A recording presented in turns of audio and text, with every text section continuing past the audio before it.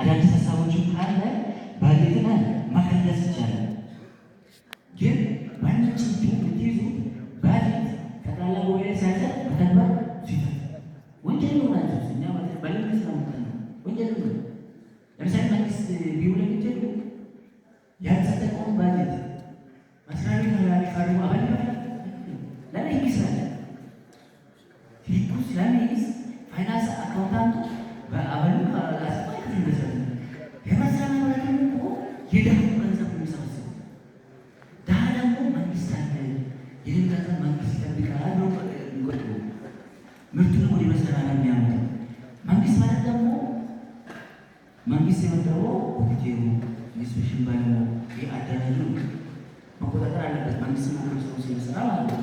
ስለዚህ ባጀት ጠቅላላ ጉባኤ ሳያጸድቅ ተግባራዊ አለ። ይህ ያዙ ሁሉም ሰው ማለት ነው። ጠቅላላ ጉባኤ የግድ ማለት አንዳንድ ሚኒስትር ድራማ አለ። ጠቅላላ ጉባኤ ለመጥራት ወጪ በከብሱ ስለሚጠይቅ ጠቅላላ ጉባኤ እስከሚጠራ ስራው ከሚቆም ተብሎ ሚሰሩ ድራማዎች ስለዚህ መሆን አለበት። ጠቅላላ ጉባኤው አንዱ ወጪ መሸፈን ካልቻለ ትክክል አይደለም ነው ይሄዳል አሁን። ስለዚህ ባጀት መስጠት አለበት። ከተደዋራ ተብሎ ይያዙ ያው ባጀት አይተው ባጀት ይዘጋጃል። እንዳልኩ ይሰቃል፣ ተግባራዊ ይሆናል። አዳዲስ ሀሳቦች ካሉ ይከለሳል። የሚቆጣጠረው አካል ደግሞ እየተቆጣጠረ ግብረ መልስ ይሰጣል። በዛ አግባብ ነው። ከዛ አመቱ መጨረሻ ደግሞ በእኛ ጋር ይመሰራል። የተወሰኑ መሳሪያ ናቸው። ባጀቱን ካጸደቁ በኋላ ሪፖርት ማይጠይቁ መብራት ናቸው። አሁን ተቀላሉ ባጀት ካጸደቀ በኋላ የዘን ባጀት ሪፖርት መጠየቅ አለበት። ተቀላሉ ባለፈው ያጸደቁ ባጀት ይሄን ነው አፈጻጸሙ ምን ይመስላል ብሎ እቅድና አፈጻጸም ቀርቦ መገምገም አለበት። እኛም ሲደገፍ በዛ አግባብ መሆን ያለብን። አሁን ብዙ ትልቅ ማምራት ያላቸው ለቅቅ ይጠራሉ። ለምን ስለሚያስጠይቅ ሳይጸድቅ ወደ ተግባር ተገባ ስለሚያስጠይቅ ስራሳቸው ቦታ ጠቅላላ ጉባኤ ጠርቶ ያጸድቃል። ነገር ግን አፈጻጸሙ አያቀርም። ስለዚህ በዛ አግባብ መመራት ያለበት ነው ያዙ። ባጀት ዝግጅት ቅደም ተከተሎች አሉ። እሱ ባላችሁ ባሳያቸዋል። አንደኛ ደረጃ ተሰናትናል። አሁን የ2009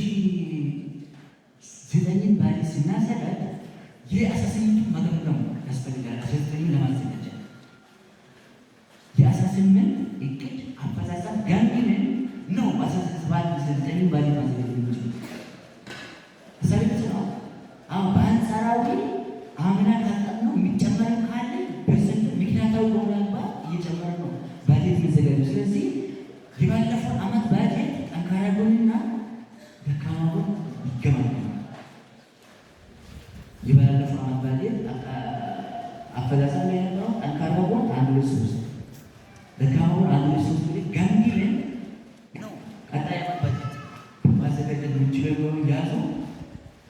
ደካማ ጎን ጠንካራ ጎኖችን ከውስጣዊ አንጻር ሁለት ግምገማ እናደርጋለን። 2018 የነበረው ባጀት ከውስጥ አንጻር ጠንካራ ጎናችን ምን ነበር፣ ደካማ ጎናችን ደግሞ ምን ነበር ብሎ ተገምግሞ አንድ ሁለተኛው ከውጫዊ አንጻር ይታያል። ለምሳሌ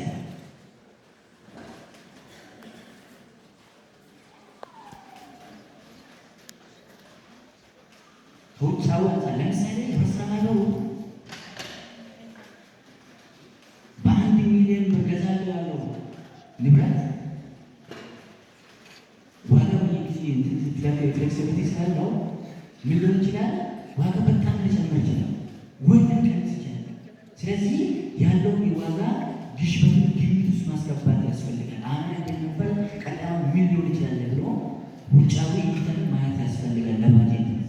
ሌላ ተወዳዳሪ አካላትን ለምሳሌ ሁለገብ ሁሉ ጤፍ ከአማራት የሚሰበስብ ከሆነ እዛ ያለው ነጋዴ አካባቢ ያለው ነጋዴ ጤፍ በስንት ሊገዛ ይችላል ወይም ሲገዛ ነበር ምን ብሎ ማለት አለበት።